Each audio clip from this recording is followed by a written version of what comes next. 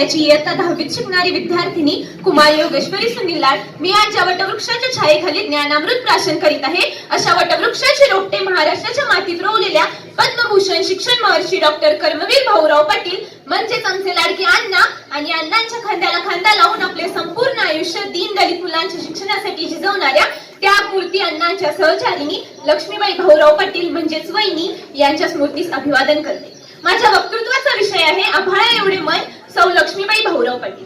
मी काय शब्दबद्ध करणार या माऊलीला, ज्या माऊलीच्या मनाची खोली सागराच्या पाण्यासारखी अथांग आहे पण तिच्या मनाची उंची ह्या आभाळासारखी असीम आहे। तिच्याबद्दल बोलणं म्हणजे सूर्याला पंथीने ओवाळण्यासारखं आहे। तरी मी छोटासा प्रयत्न करते त्यांचा जीवनपट उलगडण्याचा। पद्मभूषण शिक्षण महर्षी डॉक्टर कर्मवीर भाऊराव पाटील यांच्या रयत शिक्षण संस्थेने आज विशाल स्वरूप धारण केलेलं आहे। ही संस्था कर्मवीरांच्या असामान्य कर्तृत्वाने निर्माण झाली, त्याचप्रमाणे वहिनींचा असीम त्यागही त्यास कारणीभूत होता। पण हा त्याग त्यांनी आपल्या पतीच्या हिमालय एवढ्या कर्तृत्वापुढे झाकून ठेवला आहे। आपण जेव्हा रंगभूमीवर जातो तेव्हा आपण फक्त नटांच्या कार्याचे मूल्यमापन करू शकतो, पण पडद्यामागच्या सूत्रधारांनी त्यांचं पूर्ण जीवन संपवलेलं असतं, पण आपण त्यांच्या कार्याचे मूल्यमापन करू शकत नाही। त्याचप्रमाणे वहिनींचं देखील झालं। भाऊरावांच्या कार्याची दखल घेताना वहिनीने दिलेले योगदान हे अनमोलच होतं। आपण जेव्हा मंदिरात जातो तेव्हा आपल्याला फक्त मंदिराचा कळस दिसतो, पण पायाखालच्या दगडाने त्याचं जीवन संपवलेलं असतं। सृष्टी सुजलाम सुफलाम व्हावी यासारखी आकाशातील मेघाने त्यांचं जीवन संपवलेलं असतं। असंच काहीसं वहिनींचं झालं। याज्ञवल्क्य ऋषी योगेश्वर बनले कारण कात्यायनी सारखी पत्नी त्यांच्या पाठीशी होती। वशिष्ठ ऋषी महर्षी बनले कारण अरुंधती सारखी पत्नी त्यांना लाभली होती। त्याचप्रमाणे भाऊराव पाटील कर्मवीर बनले कारण लक्ष्मीबाई त्यांच्या पाठीशी होत्या म्हणूनच। परिसाच्या स्पर्शाने ज्याप्रमाणे लोखंडाचं सोनं व्हावं त्याचप्रमाणे भाऊरावांच्या सहवासात वहिनींच्या जीवनाचं सोनं झालं। कष्टाने वाढवले मेहनतीने शिकवले, कष्टाने वाढवले मेहनतीने शिकवले, माऊली तू आमचे आयुष्य घडवले, माऊली तू आमचे आयुष्य घडवले।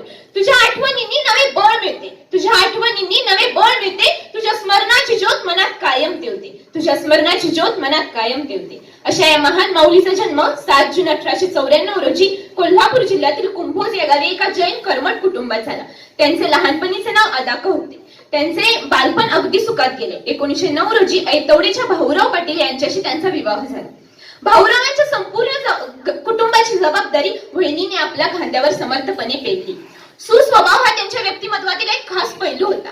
एकदा भाऊरावांच्या घरी पाहुणे आले होते। सर्वजण जेवायला बसले। वहिनी त्यांना वाढत होत्या। तेव्हा पाहुण्यांनी भाऊरावांच्या वडिलांना प्रश्न केला, काय करतात हो तुमचे चिरंजीव? तेव्हा भाऊरावांच्या वडिलांनी उत्तर दिले, काय नाही करत, 2 वेळचे खातो आणि गावभर हिंडतो।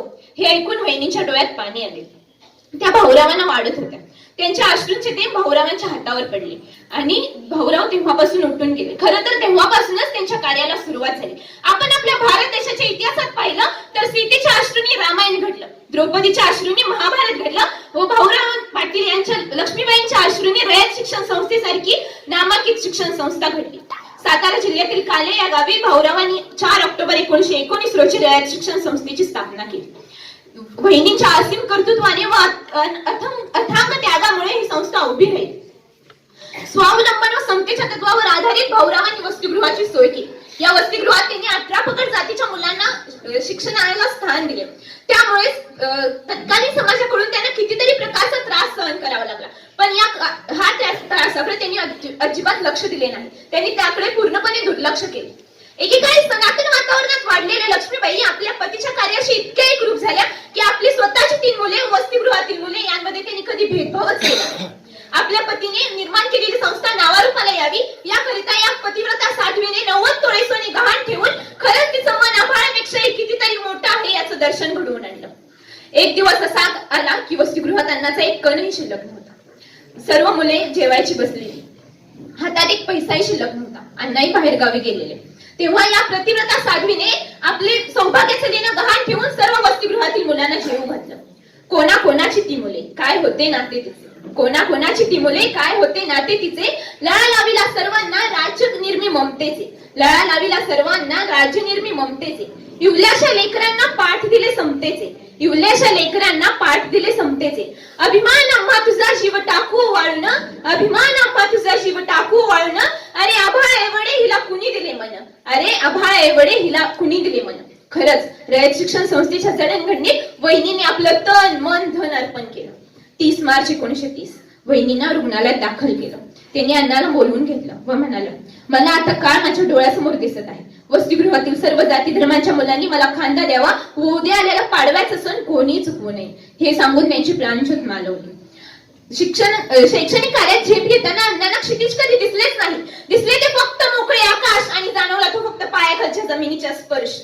निज देहाचे झिजवून चंदन, निज देहाचे झिजवून चंदन, तुम्ही फुलवले इथे कणकण, तुम्ही फुलवले इथे कणकण, आणि फुलवले हसरे नंदन, आणि फुलवले हसरे नंदन, स्मृतीस तुमच्या शतशः वंदन, स्मृतीस तुमच्या शतशः वंदन. खरंच माणसातच परमेश्वर पाहावा. आपण ज्या घरातून आलो, आपण ज्या दारातून आलो, आपण ज्या समाजातून आलो, त्या समाजाचा उद्धार करावा, ही शिकवण आपल्याला त्यांच्या त्यागातून मिळते. खरंच मी एक रयत शिक्षण संस्थेची विद्यार्थिनी असून मला माझ्या शिक्षण संस्थेचा सार्थ अभिमान आहे. आणि या रयत शिक्षण संस्थेच्या जननीस म्हणजेच लक्ष्मीबाई शतशः वंदन करून मी इथेच थांबते. जय हिंद, जय कर्मवीर.